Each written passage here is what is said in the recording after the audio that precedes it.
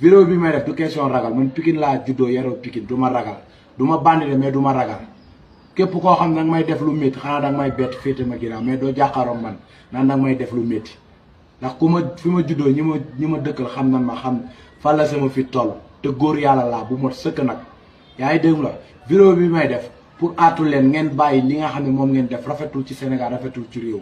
képp ñi ngeen di wooyee nervi xaaj bi dañoo am ay doom am ay papa am yaay di liggéey li ñuy liggéey suñu passion la muy sécurité tey jii nii ñi nga xam ne yéenay waa Pastef tey ku ci mel ni man bool ma woowoon sant ma liggéey bu mel noonu moom ñu waxaale ba juboo dama leen di liggéeyal mais doo leen dégg ñu ne ma nervi boobaa parce que ci waa Pastef laay liggéeyal mais bu fekkee ki nga xam ne moom moo nekk ci waa APR wala Macky Sall moom mu woo pour ma koy liggéeyal ngeen gis ma ci bërëb ci këram wala may ànd ak moom di ko liggéeyal ngeen may woowee nervi man de man maa leen ko wax képp koo xam ne ma jàkkaarloo nga naan ma nervi balaa ñu àgg police dinaa la dóor ba ngay bugg a dee yaa ngi dem la képp koo xam ne jàkkaarloo nag yow nga may wooyee turu nervi dinañ ko jëflante ba mu saf avant ñu yegg police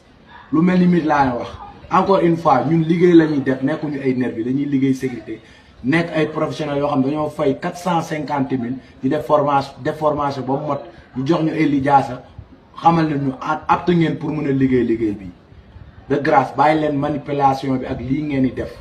ñun dul ay nervi ay liggéeykat lan nervi mooy ki nga xam mooy dem di dajji cantine jàmbur ki nga xam dañ koy sant pour mu dem dindi posteere jàmbur pour tooñ kooku moom mooy nervi mais ki nga xam dañ koo jël moo am ay lijaasa yu ko permettre liggéey bi ñu jël ko pour mu aar nit ki kooku du nervi ñi ngeen di gis ñu yor ñu yor ay di liggéey sécurité yor jaasi parce que ñi leen di song si jaasi lañ yor comme jaasi ngay yor xeex ak moom ñun am na ci ñun ñoo xam ne ku ci mel ni man ñun am na autorisation port arme amay fetal mais duñ ko jël di ko utiliser contre ay nit parce que ñu ngi koy utiliser suñu frère la moo dañuy jël comme xeer yi nga xam ne moom ngeen jël duñu sànni moom la ñuy jël di leen delloo pour riposter wala jaasi bi ngay jël pour song ñu jël jaasi pour riposter comme boo leen photo yooyu kenn koo xam ne day liggéey sécurité yor jaasi ça veut dire que ñi koy song si jaasi leen yor moo tax bépp arme boo xam ne mën na ko utiliser pour aar fi ngeen bëgg a àgg pour aar boppam da koy utiliser mais kooku doo leen ko woowee nervi encore une fois ñu ngi leen di wax loolu nag